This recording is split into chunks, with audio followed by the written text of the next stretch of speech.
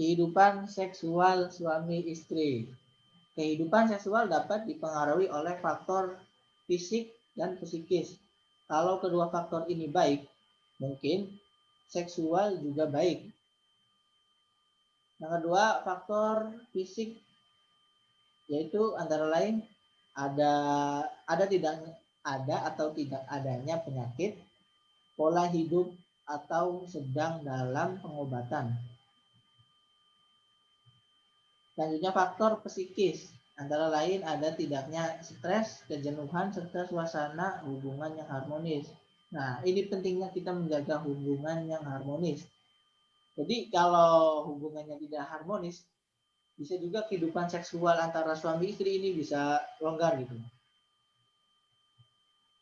Terus selanjutnya gangguan kehidupan seksual dapat terjadi pada suami ataupun istri. Jadi tidak menutup kemungkinannya bahwa suami juga bisa mengalami gangguan seksual atau seorang istri juga bisa mengalami gangguan seksual, bisa keduanya. Selanjutnya, komunikasikan apa yang menjadi kebutuhan seksual dari masing-masing pihak agar kedua belah pihak sama-sama puas. Jadi kita mengkomunikasikan apa yang kita sukai gitu. Misalnya sebelum berhubungan seks, kita harus ada foreplay dulu, entah itu pelukan, ciuman atau yang lainnya. Yang penting kita komunikasikan kepada pasangan kita. Selanjutnya, gangguan seksual pada perempuan dan laki-laki. Gangguan seksual pada perempuan. Yang pertama, yaitu gangguan dorongan seksual. Misalnya, dorongan seksual hipoaktif atau hiperaktif. Selanjutnya, gangguan bangkitan seksual, yaitu vagina yang kurang mengeluarkan cairan meskipun sudah dalam keadaan cukup terangsang.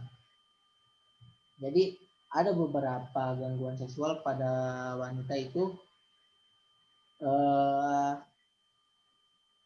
jadi tidak mengeluarkan cairan walaupun sudah terangsang. Selanjutnya, rasa sakit atau tidak nyaman di kelamin dan sekitarnya setiap kali berhubungan seksual. Itu juga bisa dialami oleh perempuan.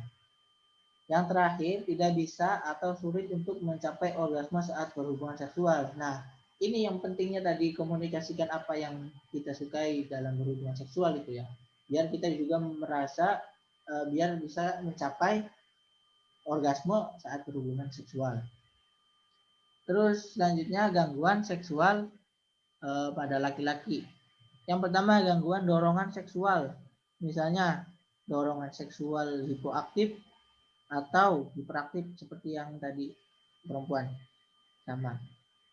Yang kedua, disfungsi ereksi atau impotensi. Hal ini dapat disebabkan oleh faktor fisik, misalnya karena menderita diabetes, atau faktor psikis, misalnya karena stres. Nah, jadi impotensi juga bukan karena diabetes saja gitu loh. Bisa karena juga faktor psikis atau entah itu lagi stres, kecapean atau yang lainnya. Yang ketiga, gangguan ejakulasi, yaitu ejakulasi dini atau justru ejakulasi yang terlambat. Jadi gangguan pada laki-laki juga ada ejakulasi yang dini yang cepat keluar, dan ada juga yang terlalu lama untuk mengeluarkan sperma. Dan yang terakhir, gangguan orgasme, seperti yang tadi dijelaskan ya, bahwa komunikasikan apa yang kita sukai agar mencapai orgasme ketika berhubungan seksual. Selanjutnya, mencegah gangguan seksual. Komunikasi adalah hal yang sangat penting. Itu kalau kita mempunyai gangguan seksual, kita lebih baik mengkomunikasikannya kepada pasangan kita ya, biar pasangan kita juga tahu, biar nggak saling curiga, saling nuduh gitu. Terus makanan bergizi seimbang, aktivitas fisik dan olahraga, tidak tergoda untuk minum obat kuat atau ramuannya tidak jelas. Nah,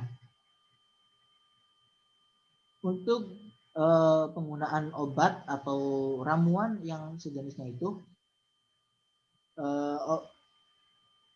bisa bisa membahayakan fungsi organ tubuh lain seperti hati dan ginjal. Jadi obat atau ramuan yang biasa diminum untuk obat kuat kayak gitu itu bisa berefek kepada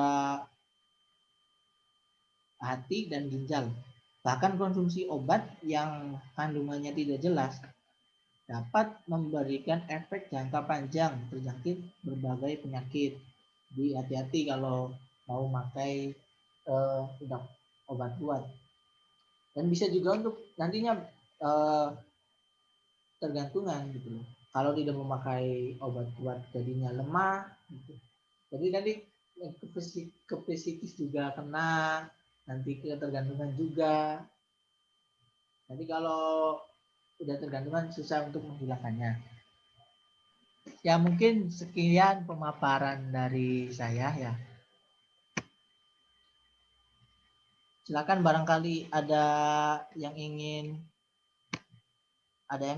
didiskusikan. Mungkin ada yang bertanya atau apa gitu. Tanya. Coba balik ke slide yang ini, persiapan pernikah. Persiapan pernikahan. Nah, di sini kan ada persiapan fisik, cek status kesehatan, persiapan gizi dan lain sebagainya ya. Nah, dalam Islam kan mengenal yang namanya khiyar. Ini kalau teman-teman masih belum familiar dengan istilah khiyar itu jadi opsi pilihan antara melanjutkan akad atau tidak. Nah, ini kan semisal posisinya ini pasangannya udah tunangan.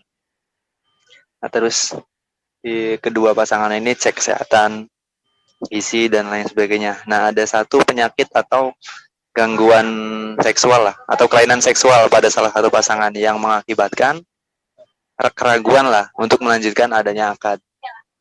Itu bagaimana penyelesaiannya lah? Jika ada indikasi penyakit yang ya itulah yang menghambat adanya pernikahan. Kira-kira gimana? Nah, terima kasih pertanyaannya dari saudara Ahmad Sofidik.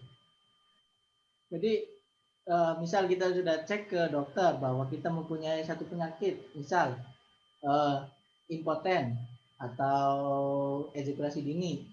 Nah, kita komunikasikan dulu kepada dokter apakah bisa disembuhkan atau tidak gitu loh.